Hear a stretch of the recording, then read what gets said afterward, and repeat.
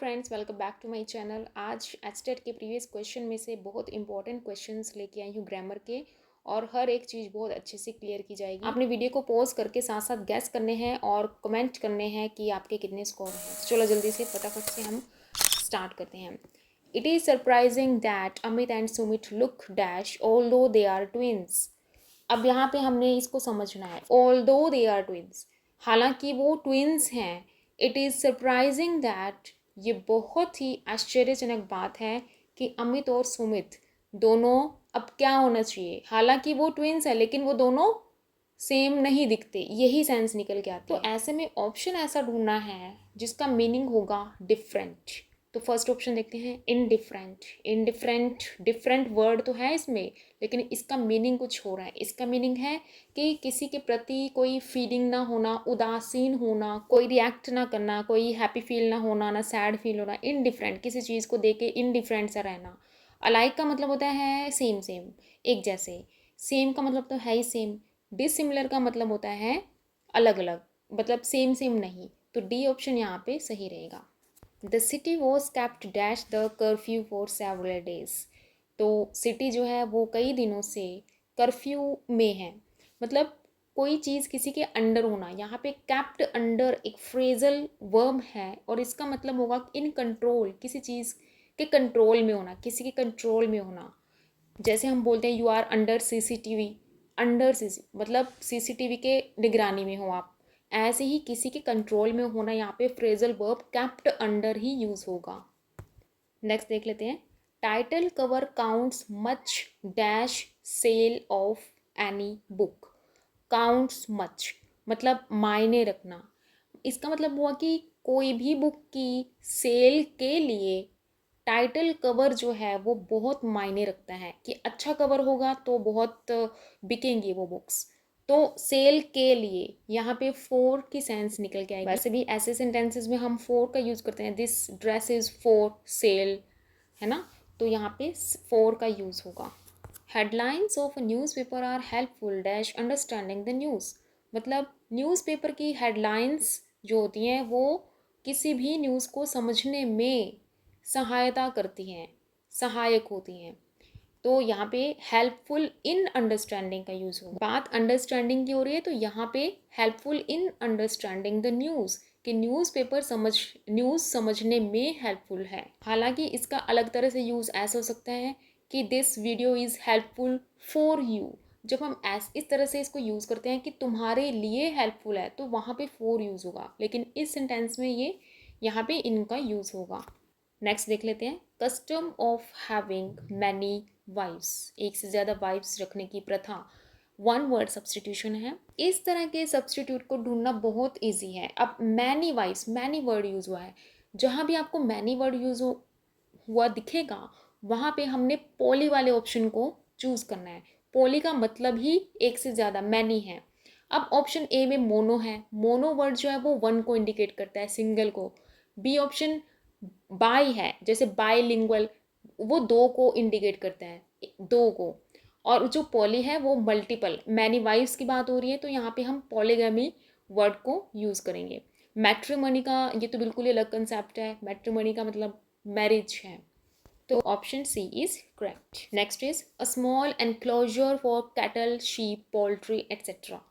एक ऐसा बाड़ा बोलते हैं जिसको, जिसमें कि कैटल रखे जाते हैं, शीप भेड़ या फिर मुर्गियाँ रखी जाती हैं। तो ऑप्शन देख लेते हैं। सेलर, सेलर तो होता है जैसे तह खाना होता है, उसको बोलते हैं सेलर। पेन जो है, पेन इसका करेक्ट ऑप्शन है। उस एनक्लोजर को, उस बाड़े को पेन बोलते हैं।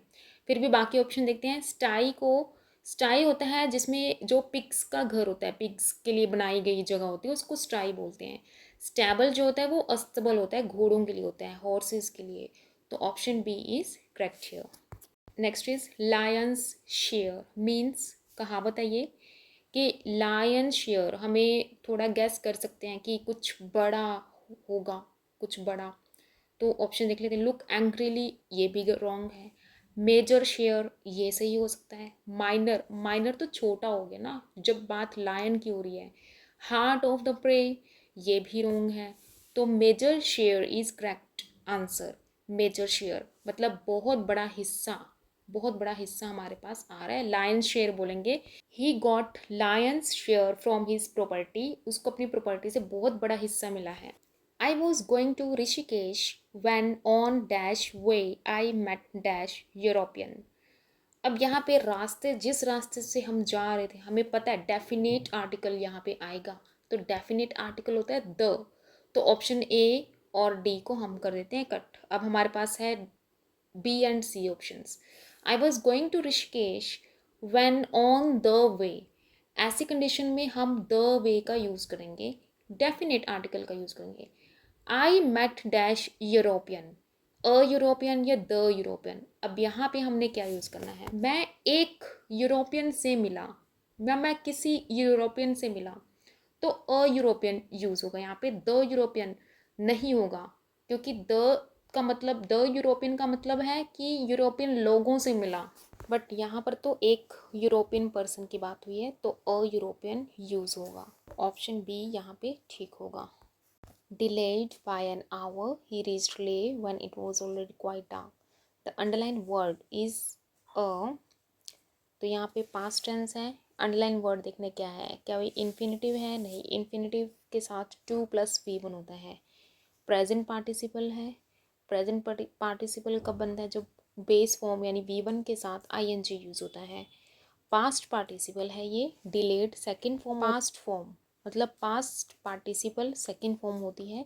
जीरंड V1 के साथ ing, बेस फॉर्म के साथ ing यूज़ होता है, तो सी ऑप्शन ठीक है। Choose the option in which the prefix un is correctly used.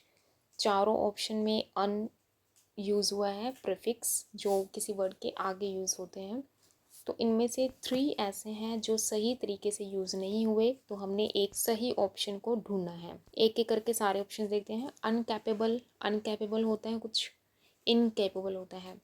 अनपंक्चुअल ठीक है यहाँ पे। अनपेशेंट नहीं होता, इम्पेशेंट होता है। अनरेगुलर नहीं होता, इरेगुलर होता है, तो बी इज़ करेक्ट ऑप्शन, अनपंक्चुअल सही है।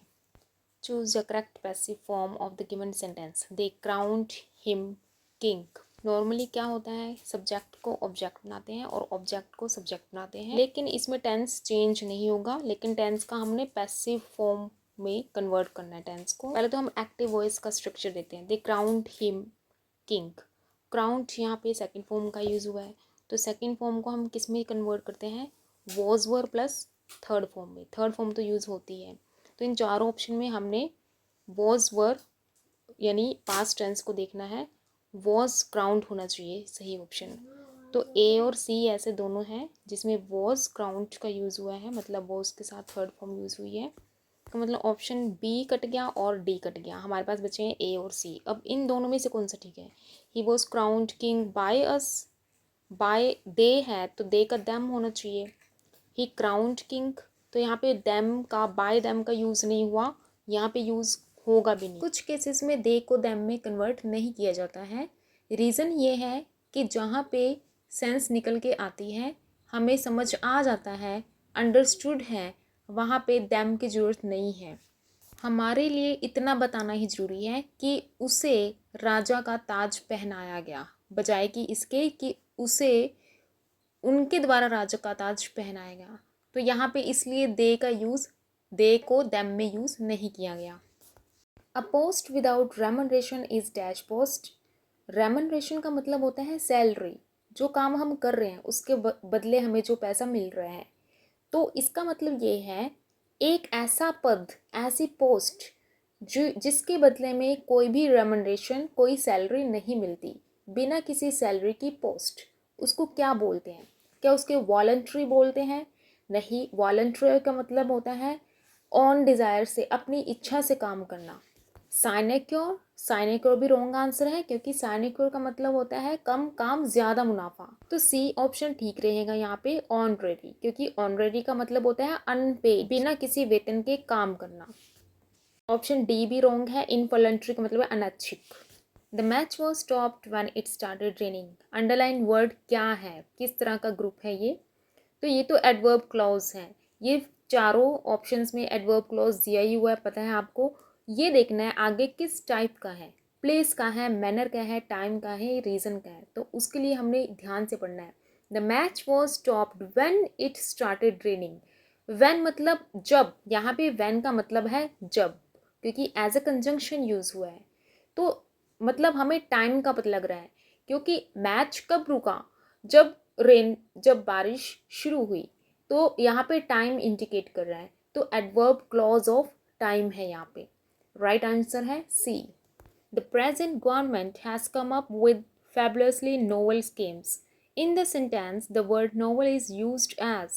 अब इस सेंटेंस में नोवल वर्ड को किस तरह से यूज़ किया है, वर्ब, एडजेक्टिव, नाउन या एडवर्ब की तरह। उसके लिए हमने सेंटेंस को बहुत अच्छे से रीड करना है। The present government has come up, कि वर्तमान जो सरकार है वो आई है, क्या लेके आई है, विद फैबुलसली नोवल स्कीम्स, बहुत बढ़िया नोवल। नोवल का मतलब यहाँ पे क्या है, ओरिजिनल, सबसे अलग स्कीम्स लेके आए हैं। ओरिजिनल स्कीम्स, नई स्कीम्स लेके आए हैं जो दूसरों से बिल्कुल अलग है। तो जो यहाँ पे नोवल वर्ड है वो स्कीम को डिस्क्राइब कर रहा है। स्कीम यहाँ पे क्या है, स्कीम एक नाउन है, स्कीम नाउन है। तो नाउन को हमेशा एडजेक्टिव ही डिस्क्राइब करता है, क्वालिटी ही डिस्क्राइब करती है। तो नाउन के बारे में हमें नोवल जो वर्ड है वो एक एडजेक्टिव है जो नाउन स्कीम के बारे में हमें कुछ बता रहे हैं। तो यहाँ पे नोवेल जो है एज अ एडजेक्टिव यूज हुआ है। Choose the correct antonym of the word Kindle. तो पहले हमें किंडल का ही मतलब पता होना चाहिए कि इसका मतलब क्या है। देखो, किंडल का मतलब होता है जलाना, किसी चीज़ को, किसी जैसे कैंडल को जलाना, बर्न करना, इन्फ्लेम करना, ठीक है। तो इसका ऑपोजिट एंटोनिम होता है ऑपोजिट, इसका ऑपोजिट हमने ढूंढना है। तो ऑप्शन ए को देखते हैं, एक्सटिंग्विश। एक्सटिंग्विश ऑप्शन ठीक है, क्योंकि एक्सटिंग्विश का मतलब बुझाना ही होता है। तो किंडल का मतलब जलाना या जगाना, और एक्सटिंग्विश का मतलब बुझाना। फिर भी बी ऑप्शन को भी देख लेते हैं, लाइट। ये तो सेम हो जाएगा। फेड का मतलब होता है मुरझाना या फीका पड़ना। बर्न का मतलब भी सेम हो जाएगा किंडल के साथ ही। तो extinguish first option is correct. Dash students had gathered in the quadrangle on the reopening day of the college. College के दोबारा से खुलने के दिन पे सारे स्टूडेंट्स जो थे वो ग्राउंड में इकट्ठे हो गए। तो यहाँ पे स्टूडेंट्स को देखना हमने, उसके साथ हमने कौन सा चूज़ करना है ऑप्शन। एवरी स्टूडेंट्स, एवरी रोंग होगा, क्योंकि एवरी के साथ हमेशा सिंगुलर ही नाउन यूज़ होता है। एवरी स्टूडेंट होना चाहिए था। लॉट, लॉट यहाँ पे रोंग होगा। अलॉट ऑफ होता है यहाँ पे, अलॉट ऑफ स्टूडेंट्स। नेक्स्ट देखते हैं, मच स्टूडेंट्स। मच यूज़ होता है अनकाउंटेबल नाउन के साथ।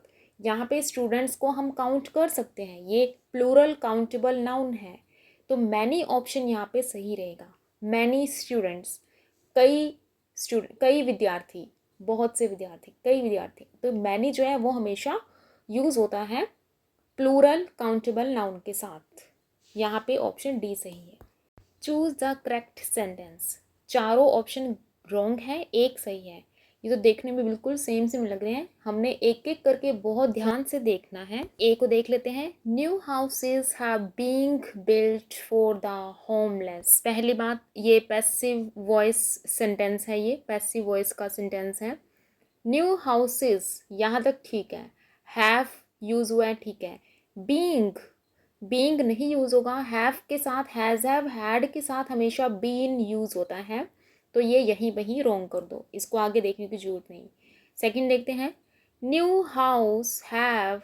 यहाँ पे देखो, या तो न्यू हाउस के साथ हैज़ यूज़ होता या न्यू हाउसेज हैव होता, तो ये भी बिल्कुल गलत आगे है। देखने की जरूरत नहीं है इसको। सी देखते हैं, न्यू हाउसेज हैव, ठीक है, हाउसेज के अकॉर्डिंग हैव यूज़ हुआ है। बीन, बीन भी ठीक यूज़ है। Built, built third form use हुई है, ठीक है।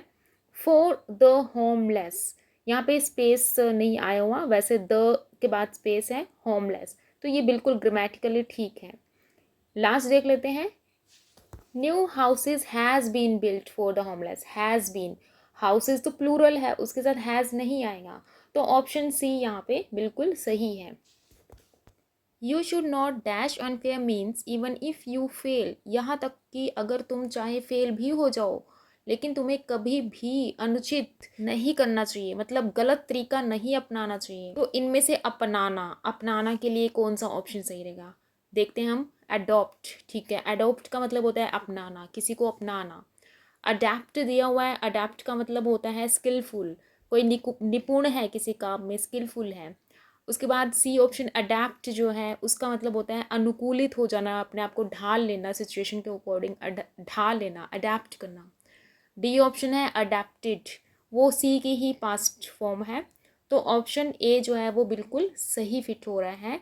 You should not adopt unfair means even if you fail, कभी भी अनुचित हमें कोई भी तरीका नहीं अपनाना चाहिए। Ever since my brother joined the company as the CEO he dash almost 12 hours a day. सही टेंस यूज़ करना है इसमें कि जब से मेरे भाई ने कंपनी को एज अ CEO ज्वाइन किया है तब से लेके अब तक वो एक दिन में 12 घंटे काम कर रहा है। तो हमें टेंस को समझना है। कई बार बच्चे कंफ्यूज हो जाते हैं कि यहाँ पे 2 सेंटेंस है, सेंटेंस के एक पार्ट में जॉइंड यानी कि पास्ट फॉर्म दी हुई है, तो उनको लगता है कि दूसरे पार्ट में भी पास्ट टेंस ही यूज़ होगा। तो वो या तो ए चूज़ कर सकते हैं या बी चूज़ कर सकते हैं या सी भी चूज़ कर सकते हैं। प्रेजेंट की तरफ वो देखेंगे नहीं, क्योंकि ऐसा होता है कि एक पार्ट में अगर पास्ट टेंस है तो दूसरे में भी चांसेस होते हैं। लेकिन यहाँ पे हमने ये बात समझनी है कि जब से कंपनी ज्वाइन की है तब से लेके अब तक, अब मतलब प्रेजेंट की बात में आ गए हम, पास्ट से लेकर प्रेजेंट की बात में आ गए हैं कि he dash almost 12 hours a day, he has been working आएगा यहाँ पे कि कोई काम पास्ट से स्टार्ट होता है और वो प्रेजेंट में भी कंटिन्यू रहता है। तो ऐसी सिचुएशन में हम प्रेजेंट परफेक्ट कॉन्टिन्यूस टेंस का ही यूज। पीरियड ऑफ टाइम दिया हुआ है साथ में 12 आवर्स अ डे, तो ये पीरियड ऑफ टाइम है। तो आपको अगर मेरी वीडियो ज़रा भी इंफॉर्मेटिव लगी है तो लाइक, चैनल को सब्सक्राइब और शेयर ज़रूर करना। Thanks for watching.